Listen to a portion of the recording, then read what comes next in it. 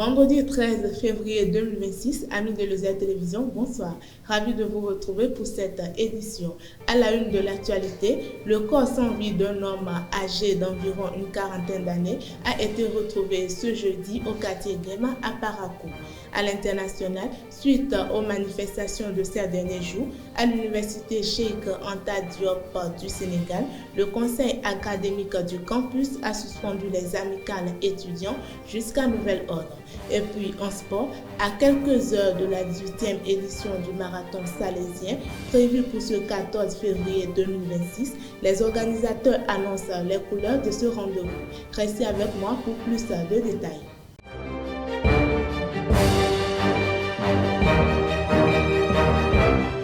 Rebonsoir à tous et bienvenue. Comme je l'annonçais en titre, le corps sans vie d'un homme a été retrouvé aux abords du marché moderne ce jeudi 12 février 2026 au quartier Guéma dans le 3e arrondissement de Parakou.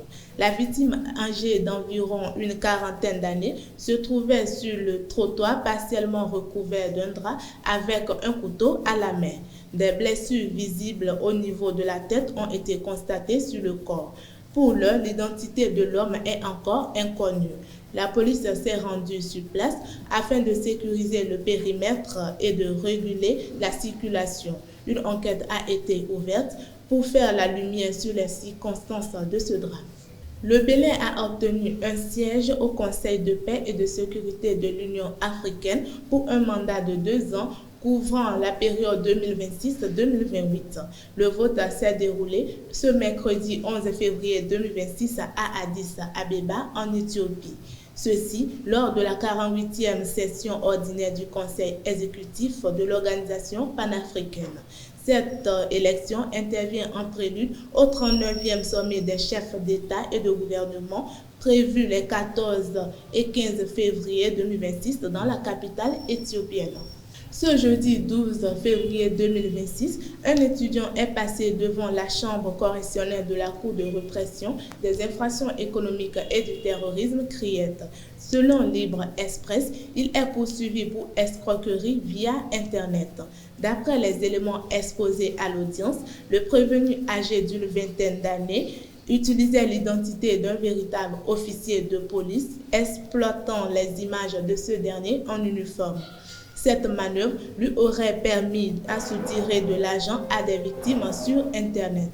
À la barre, le jeune homme a reconnu les faits qui lui sont reprochés. Il a plaidé coupable et sollicité l'indulgence de la juridiction. Dans ces réquisitions, le ministère public a requis une peine de 5 ans d'emprisonnement ferme assortie d'une amende d'1 million de francs CFA. La défense, pour sa part, a plaidé la clémence. La décision finale est attendue le 19 mars prochain. À l'international, au Sénégal, ce jeudi 12 février 2026, le conseil académique de l'université Cheikh Anta Diop a annoncé la suspension jusqu'à nouvel ordre des amicales d'étudiants.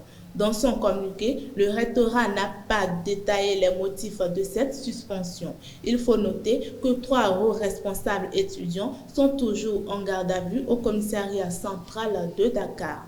Ils sont soupçonnés d'être les meneurs des manifestations des derniers jours au sein du campus de la capitale. Des manifestations pendant lesquelles Abdoulaye Ba, étudiant âgé de 20 ans, a perdu la vie.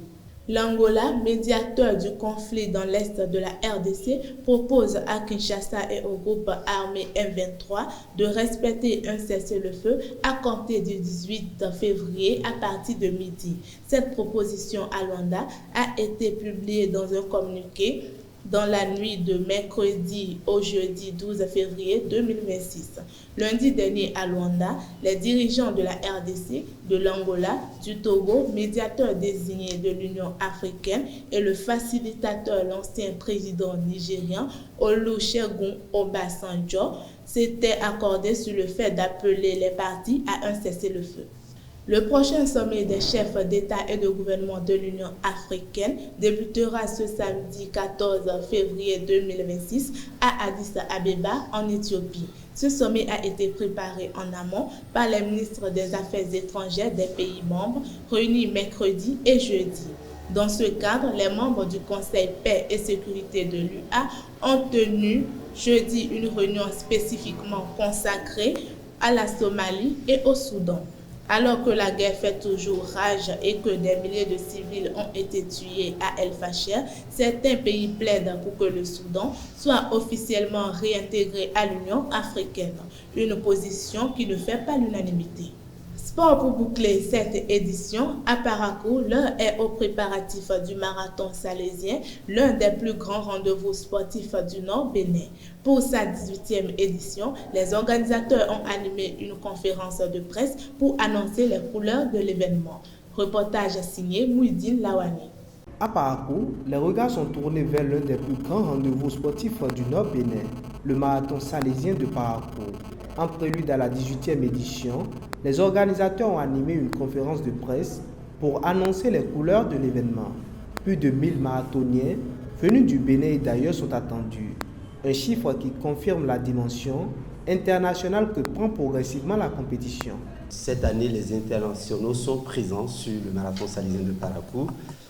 C'est vrai qu'ils ne sont pas très nombreux, mais déjà vous voyez Pascal qui est un international et qui est français, qui est parmi nous. Donc il y a des Américains qui sont là, il y a des Allemands, il y a des Italiens, et des Espagnols. Et dans la sous-région, nous avons nos frères ghanéens, nigériens et Congolais, Sénégalais et Ivoiriens. Le parcours mènera les couleurs du village de Badekbarou jusqu'à Baka en traversant les principales artères de la cité de Koubourou. Comme nouveauté, l'introduction du marathon duo, une formule qui permet de courir en binôme en écho à la fête des amoureux célébrée ce jour. Ceux qui se sont engagés pour marathon duo, on s'en là au bras, ce n'est pas le capitaine de l'équipe, c'est le témoin. Il quitte le premier kit, il fait les 21 km, il revient au rond-point Hubert Maga. Le deuxième qui attendait là ont une zone de transmission où ils doivent remettre le témoin à son collègue qui attendait. Sur le plan sécuritaire, les forces de l'ordre rassurent. Toutes les dispositions sont prises pour assurer la sécurité aussi bien des coureurs, des spectateurs et des installations, afin que le désagrément que cette activité sportive aura sur l'ensemble de la population ne soit pas un désagrément exagéré. Le rendez-vous est donc pris pour cette 18e édition de la compétition, placée sous le signe de la performance, de l'amour, du partage et du dépassement de soi.